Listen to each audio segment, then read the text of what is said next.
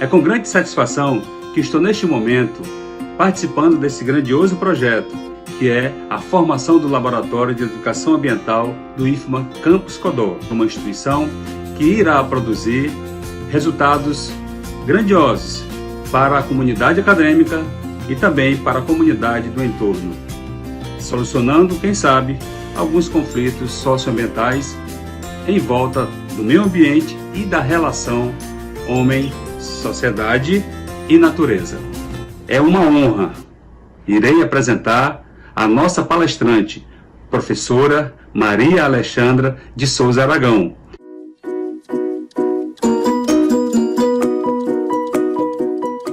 A professora doutora Alexandra Aragão, ela é professora da Faculdade de Direito da Universidade de Coimbra, mestre em Integração Europeia e doutora em Ciências Jurídico-Política. A professora Maria Alexandra Aragão também é investigadora do Instituto Jurídico, membro do Observatório Jurídico Europeu da Rede Natura 2000 e das Águas. As suas áreas de lecionação e publicação são do Direito Europeu, Direito do Ambiente, Ecoliteracia, Direito da Conservação da Natureza, Direito dos Animais, Direito dos Resíduos, Direito dos Riscos, Direito das Substâncias Químicas, Direito da Segurança Alimentar e instrumentos jurídicos de direito do ambiente, como a avaliação de impacto ambiental e avaliação estratégica. Além disso, a professora também investiga sobre licenciamento ambiental, certificação ambiental de organizações, rótulos ecológicos ou ação popular ambiental. É autora de diversos artigos, pesquisas profundas na área jurídico-ambiental. Além disso, a sua maior obra é sobre este tema: o princípio do nível elevado de proteção e a renovação ecológica do direito do ambiente e dos resíduos. Professora, seja bem-vinda, e aos acadêmicos, aproveitem esta oportunidade. O meu nome é Alexandra Aragão, venho da Universidade de Coimbra, em Portugal, e o tema que trago hoje é o tema da ecoliteracia, o ensino do direito ambiental e a necessidade de desenvolvimento de novas estratégias pedagógicas para o ensino deste ramo do direito.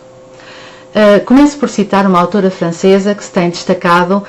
com escritos sobre o conceito de transição ecológica. Ela tem uma obra e tem até um dicionário que coordena sobre o tema das transições ecológicas. E, segundo esta autora, Agatha Van Lange, o direito ambiental é o ramo do direito que se tem posicionado da melhor forma para liderar processos de transição social. O que significa que nós, enquanto pesquisadores do direito ambiental, enquanto professores que ensinamos o direito ambiental, temos a enorme responsabilidade de transmitir aos nossos educandos este papel fundamental de contribuir para a transição ecológica que se revela necessária numa altura tão crítica como aquela que estamos a atravessar.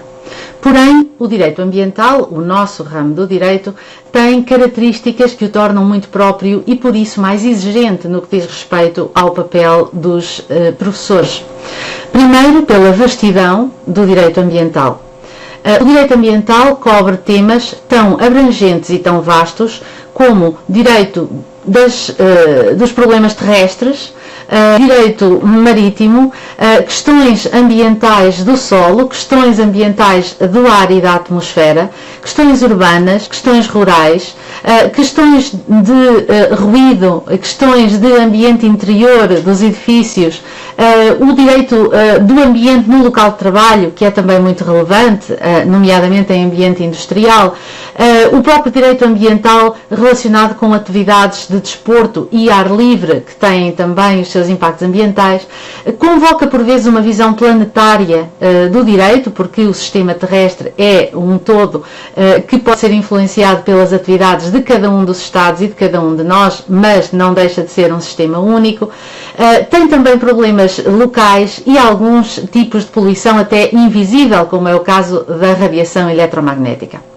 Para além da exigência que diz respeito à vastidão do direito ambiental, não podemos também esquecer que o direito ambiental se caracteriza pela sua enorme complexidade. A complexidade dos problemas ecológicos e a complexidade dos problemas sociais que estão relacionados com os problemas ecológicos. os problemas ecológicos, como por exemplo a desflorestação e os imprevisíveis efeitos desta atividade, nomeadamente no que diz respeito à desaparição ou morte dos recifes de coral e consequente redução da capacidade de pesca nas zonas costeiras. Esta relação foi demonstrada, nomeadamente em decisões de tribunais internacionais. Podem encontrar mais material para estudar esta relação surpreendente, mas verdadeira, nos materiais que são enviados juntamente com esta apresentação para a preparação desta sessão. Por outro lado, há efeitos absolutamente surpreendentes das alterações climáticas. Em África, no Quênia, a seca está a fazer com que as jovens crianças se casem cada vez mais cedo. As meninas são entregues pelas suas famílias para casamentos antecipados em troca de dote como forma de sobrevivência familiar. Ora, isto é uma estratégia de sobrevivência relacionada com as alterações climáticas e, concretamente, o caso da seca, que do ponto de vista dos direitos fundamentais, nomeadamente das crianças, não está a contribuir para a realização do desenvolvimento sustentável, antes pelo contrário. Por fim, este é um último exemplo, mas poderia obviamente prolongar muito mais estes exemplos. A complexidade do direito ambiental está relacionada com fenómenos, também eles derivados das alterações climáticas, absolutamente surpreendentes e que se podem revelar perniciosos pelo seu potencial pandémico, como seja a libertação de algumas bactérias aprisionadas nos gelos permanentes das calotas polares, no permafrost, e que agora se vêm libertando à medida que essas calotas polares estão descongelando, com o risco de contaminação de populações humanas e, como sabemos, em virtude da enorme mobilidade de todas as populações humanas pelo planeta, o risco de se tornar mais uma vez numa pandemia com efeitos absolutamente inesperados por se tratar de bactérias com milhares ou milhões de anos e por isso nós não conhecemos bem nem temos mecanismos para nos defender delas. Para agravar ainda a dificuldade que é o ensino do direito ambiental, temos a característica da evolutividade. Ou seja, o direito ambiental é um dos ramos do direito que tem evoluído mais rapidamente, na medida em que, do ponto de vista legislativo, o legislador tem sido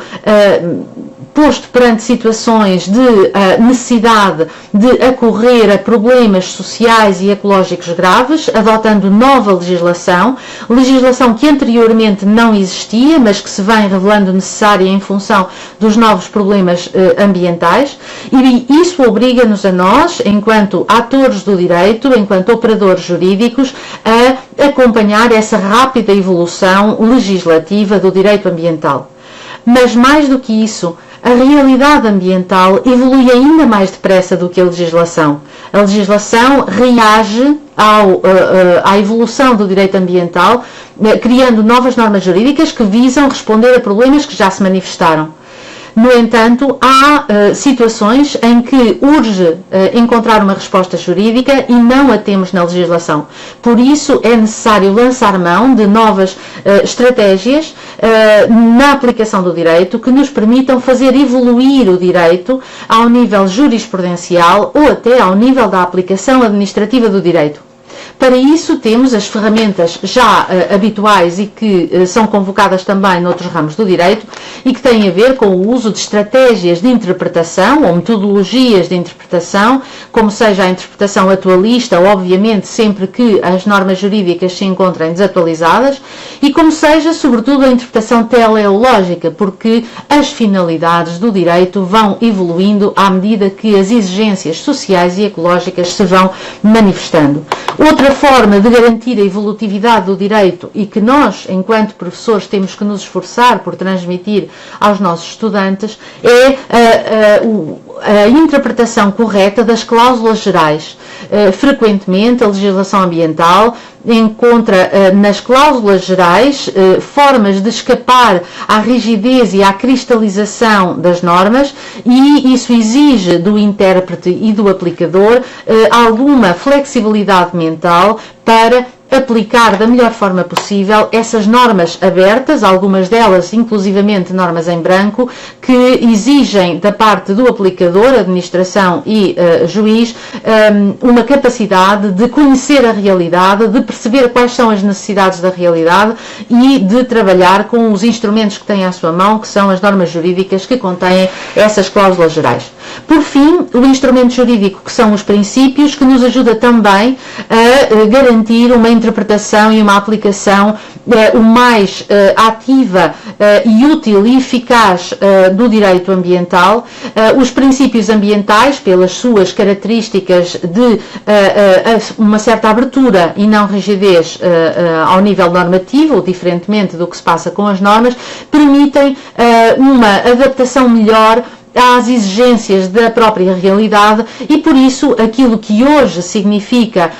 o princípio da precaução, por exemplo, não é o mesmo que significava há uns anos atrás. As tecnologias evoluíram, o nosso conhecimento dos riscos ambientais evoluiu e, por isso, aquilo que era precaucional antes não é hoje, e hoje exige-se uma aplicação mais forte e mais vigorosa ainda, se tal é possível, do princípio da precaução. Por fim, e era aqui que eu queria chegar nesta breve apresentação, exige-se de nós, enquanto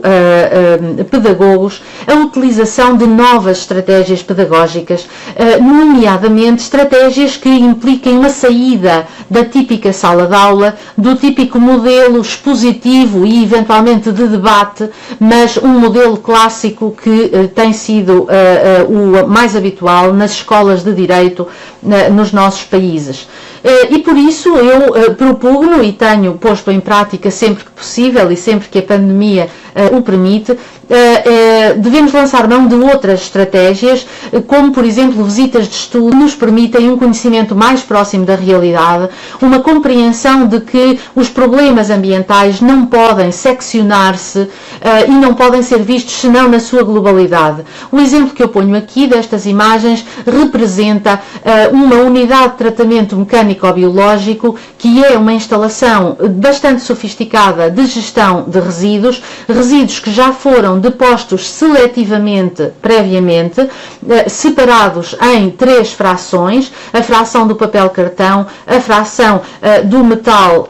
e plástico e a fração do vidro, que correspondem às 3 cores que temos aqui, amarelo, azul e verde. Estas instalações bastante sofisticadas são locais muito interessantes de visita com os estudantes de Direito Ambiental, na medida em que elas permitem olhar para o problema da gestão dos resíduos com uma visão mais realista, na medida em que a gestão de resíduos comporta também problemas de saúde ocupacional, ou seja, de bem-estar no local de trabalho, de quem nestas instalações faz a separação do lixo, ainda que com o auxílio de máquinas, mas sempre em contacto com alguns riscos biológicos, riscos físico-químicos, etc., que resultam do manusear dos próprios resíduos. E isso só se pode perceber e ter a noção real da dificuldade e da exigência deste tipo de trabalhos e, portanto, da dificuldade de cumprir a legislação sobre a qualidade do ambiente interior dos edifícios, visitando instalações e com elas compreendendo a necessidade de tomar medidas muito fortes para evitar que se produzam resíduos e que seja necessário tratá-los nestas instalações, por muito sofisticadas que sejam, mas que sempre implicam algum risco para os trabalhadores. Outra técnica possível para envolver os estudantes num estudo mais realista do direito ambiental é a realização de trabalhos de campo. Este tipo de trabalhos, habitualmente desenvolvido por sociólogos, faz todo o sentido também para juristas e estudiosos do direito ambiental, na medida em que o direito é um instrumento vivo que se aplica a comunidades, que é aplicado por pessoas, por operadores jurídicos e judiciários, e por isso nós temos que ter ferramentas que nos permitam compreender qual é a percepção social real sobre o direito, porque muitas vezes nós julgamos que as normas jurídicas são extremamente eficazes, mas não é essa a percepção nem dos aplicadores do direito, nem dos próprios destinatários do direito. E daí ser importante e interessante o uso de ferramentas como sejam questionários, por exemplo. Na situação atual em que estamos, obviamente pela pandemia, terão que ser questionários realizados em linha, mas isso permite também uma abrangência muito maior do que se fizéssemos inquéritos ou entrevistas presenciais. Portanto, este tipo de